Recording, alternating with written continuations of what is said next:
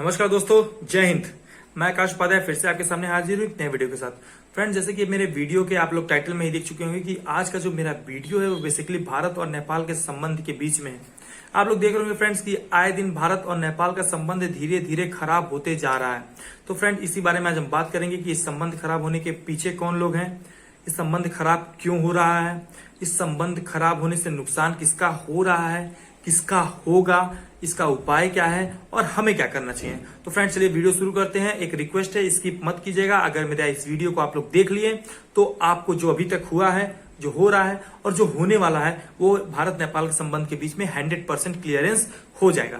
Friends देखिए, सबसे पहले मैं आपको बताना चाहता हूं कि भारत और नेपाल के बीच में जो संबंध खराब चल रहे हैं इसमें सिर्फ और सिर्फ आपके नेपाल गवर्नमेंट का हाथ है। जो वहां के आपके प्राइम मिनिस्टर हैं केपी शर्मा ओली जी, सिर्फ और सिर्फ उनका हाथ है। वो टोटली एंटी इंडिया है। उनकी जो बयान आते हैं वो टोटली एंटी इंडिया आती है।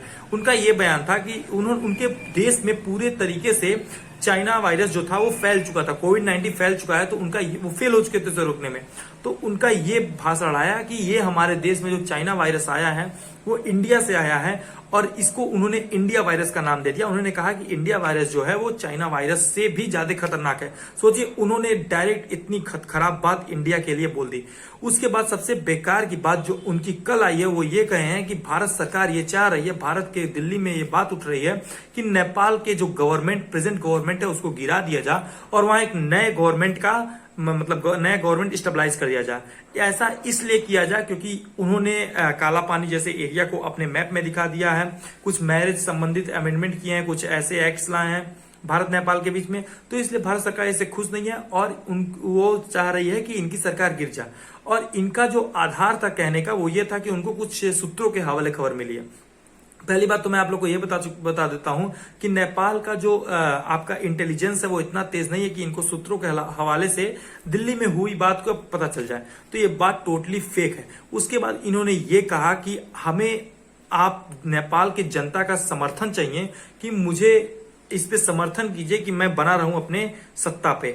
और इन्होंने ये कहा कि मुझे इस सत्ता से हटाने का किसी के पास भी दम नहीं है। मतलब इन्होंने नेपाल के लोगों से भी डायरेक्ट और इनडायरेक्ट एक समझ लीजिए चुनौती दे दी कि आप भी लोग चाहें तो मुझे नहीं हटा सकते हैं। फ्रेंड्स, ये बात मैं अपने मन से नहीं कह रहा हूं, ये द हिंदू के आर्टिकल में छपा हुआ है केपी शर्मा का बयान। फ्रेंड, मतलब ये बात तो क्लियर हो गई कि इसमें जो है वो केपी शर्मा जी का ही टोटल हाथ है भारत और नेपाल के रिलेशन खराब करने में। फ्रेंड्स देखिए, हुआ क्या है, जो नेपाल की जो आपकी गवर्नमेंट है वो कम्युनिस्ट पार्टी जो है वो दो पार्टियों के मिलन से बनी है। एक केपी शर्मा की पार्टी थी और एक आपका पुष्पा कमाल दहल की पार्टी। दो लोग लीडर थे, दोनों लोग मिलकर बने। केपी शर्मा ओली जी वहां प्राइम मिनिस्टर हैं। वो क्या चाह रहे हैं, जब सहमति से सरकार बनी थी तो ये हुआ था कुछ दिन आप कुछ दिन हम रहेंगे, पुष्पा कमाल दहल जी और केपी शर्मा जी। लेकिन अब इनका मतलब टाइम पूरा हो गया है और पुष्पा कमाल दहल जी का अब समय आ रहा है।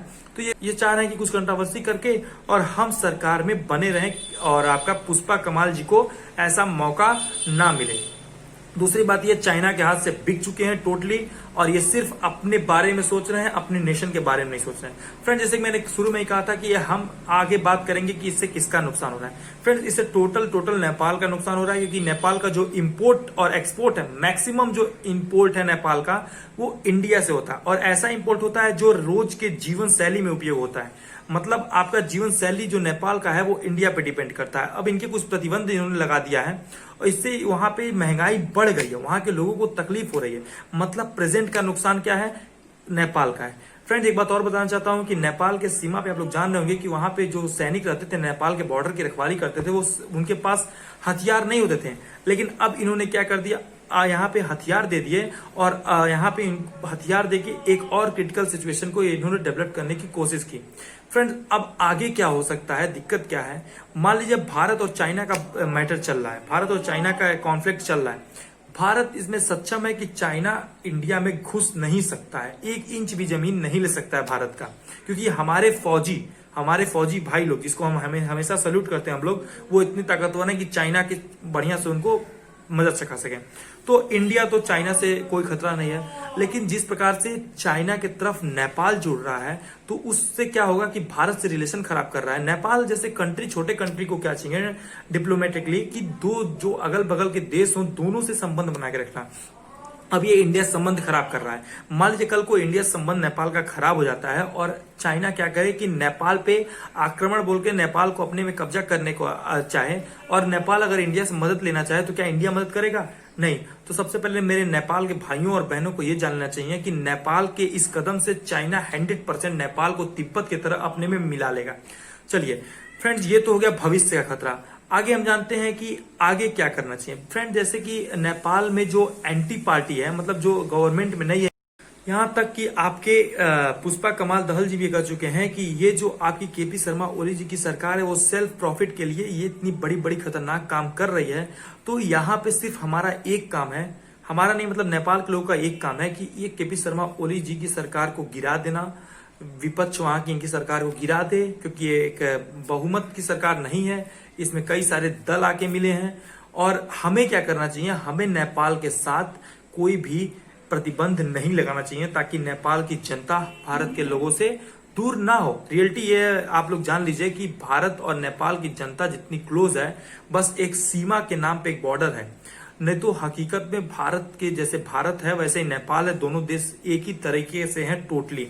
फ्रेंड्स, कुछ दिन पहले योगी आदित्यनाथ जी ने भी नेपाल को सुझाव दिया था, तो केपी शर्मा ओली जी को यह डर बैठ गया था कि कहीं सच में नेपाल की जनता इनके खिलाफ कोई विद्रोह ना कर दे। तो इसलिए इन्होंने ये कहा कि योगी आदित्यनाथ जी केंद्र में नहीं है, वो एक प्रदेश के ही हैं, तो उनको अंतरराष्ट्रीय मुद्दों पे बोलना नहीं चाहिए। और हकीकत यह था कि योगी आदित्यनाथ जी ने सिर्फ और सिर्फ एक मित्र होके अपने देश के मतलब जैसे प्रतिनिधित्व करते हुए दोनों देशों में जैसे रिश्ते हैं उसको बनाए रखने की। आप लोग जानते होंगे कि हमारे भगवान श्री राम और माता सीता का जो विवाह हुआ था, तो तब से लेके आज भी यहाँ अयोध्या से लेके और जनकपुरी तक जो नेपाल में है, वहां तक आपके एक रथ यात्रा निकलती है नवरात्र के समय में, चैत्र नवमी में। तो ऐसे कुछ संबंध है भारत नेपाल के। तो भारत नेपाल फिर वही कह रहे हैं कि भारत नेपाल ऐसा देश है कि जो बस सीमाओं से अलग है, नहीं तो हृदय जो हर्ट कहते हैं एक है।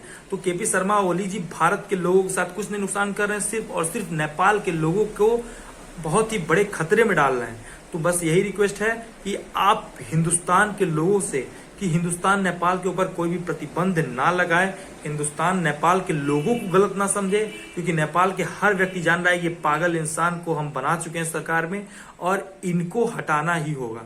तो फ्रेंड्स, आज की वीडियो में बस इतना ही।